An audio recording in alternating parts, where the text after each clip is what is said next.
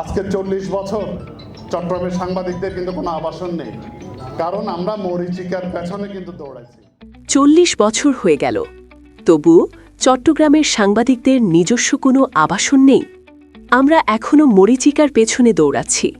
কখন সরকারি টাকা পাব, কখন কোনো শিল্পপতি সাহায্য করবে।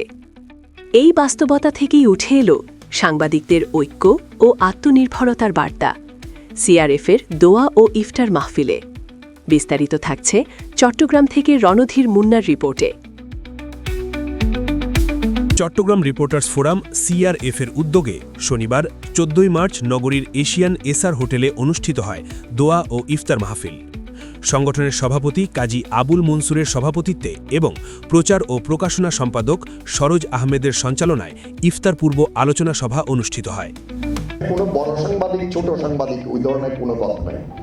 এখানে প্রত্যেকের স্বকীয়তায়, নিজেদের মূল্যবোধে, নিজেদের অবিচল ধারায় চলতে হবে।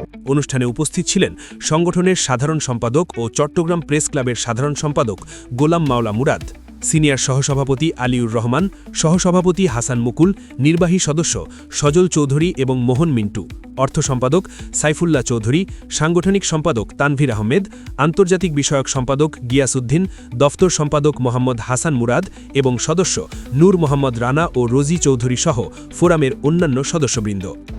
সদস্যদের জন্য ভালো কিছু চিন্তা করেন, পরিকল্পনাটা করে আমাদেরকে দায়িত্ব দেন। আমরা যারা সাধারণ সদস্য আছি, এটা আমরাই বাস্তবায়ন করব। এই ইফতার মাহফিল শুধু একটি আনুষ্ঠানিক আয়োজন নয়, বরং এটি ছিল সাংবাদিকদের পারস্পরিক সৌহার্দ্য ও ভবিষ্যৎ পরিকল্পনার এক গুরুত্বপূর্ণ মিলন মেলা। আমরা আশা করব আমাদের চট্টগ্রাম রিপোর্টার্স কমিউনিটি, আমাদের সিনিয়র এবং প্রিয়। সভাপতির বক্তব্যে কাজী আবুল মনসুর বলেন, পিকনিক এবং ইফতার এই দুটো বিষয় আমরা নিজেদের টাকা দিয়েই আমরা করি। সংগঠনের বাস্তবতা তুলে ধরে তিনি বলেন, একটা সংগঠন চালানো সহজ নয়। 2018 সাল থেকে আমরা সবাই মিলে এই ফোরামকে এগিয়ে নিয়ে যাচ্ছি। সংগঠনকে ভালো না বাসলে কেউ কখনো সাংগঠনিক মানুষ হতে পারবে না। আলোচনা শেষে দেশ, জাতি এবং সাংবাদিক পরিবারের কল্যাণ কামনা করে বিশেষ দোয়া অনুষ্ঠিত হয়। সাংবাদিকদের ঐক্য, সহযোগিতা এবং পেশাগত উন্নয়নের অঙ্গীকার নিয়েই শেষ হয় সিআরএফের এই দোয়া ও ইফতার মাহফিল।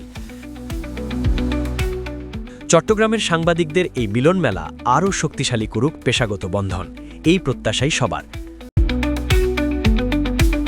Randhir Munna, channel RA news.